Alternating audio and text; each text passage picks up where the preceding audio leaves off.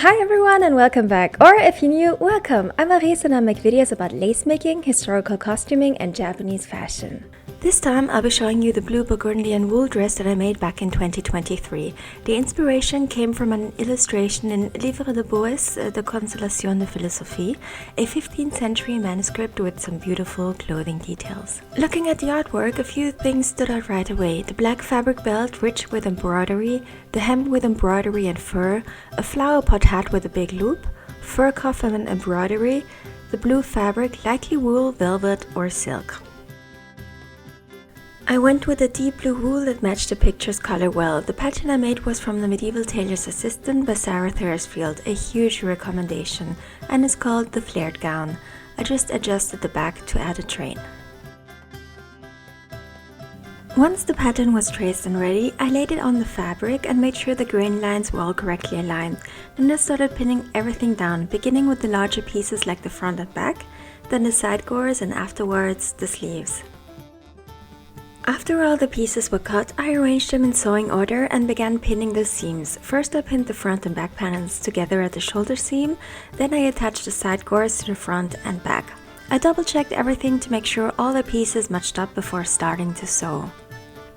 The sewing was done entirely by hand using a simple backstitch. I used a thicker silk thread to make the seam stronger and more durable. Trying to keep my movements minimal while also filming on my phone wedged into one of those neck phone holders was another challenge. I started sewing the shoulder seams, then moved on to the side gores, then the side seams. Then I added the fur cuffs to the end of the sleeves. Once those were done, I attached the same fur trim along the front and back opening of the dress.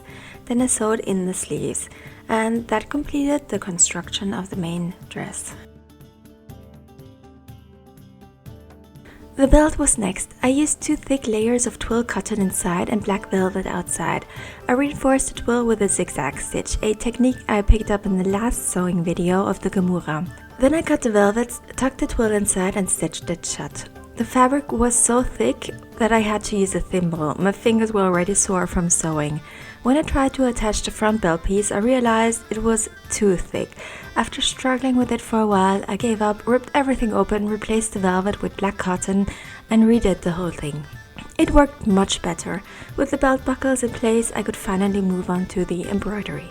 I used gold cotton bands, stitching smaller loops every 5 centimeters, but it still felt too plain. So I finally used my real gold spangles and sequins that had been sitting around for a year. After adding sequins, I attached some decorative floral metal eyelets to the back where the hook would go. I made the hole, pushed the pieces through, closed it with pliers, and secured it with a buttonhole stitch. And that was the belt.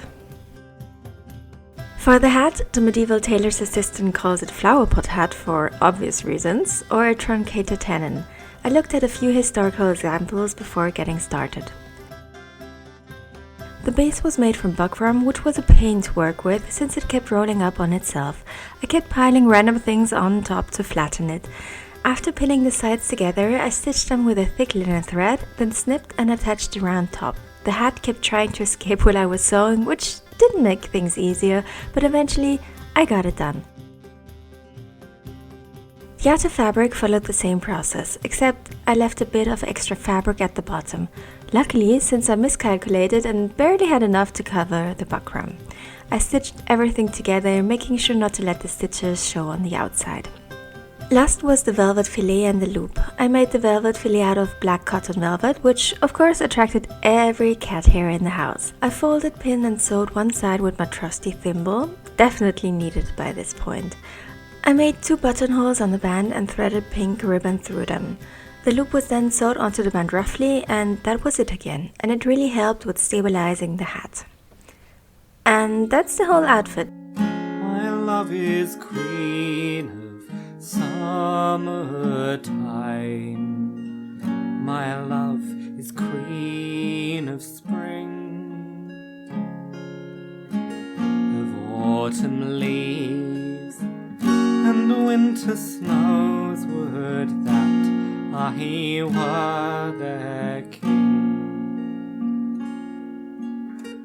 Spring buds bring hope and white cascades of blossom for her hair, and birds to sing her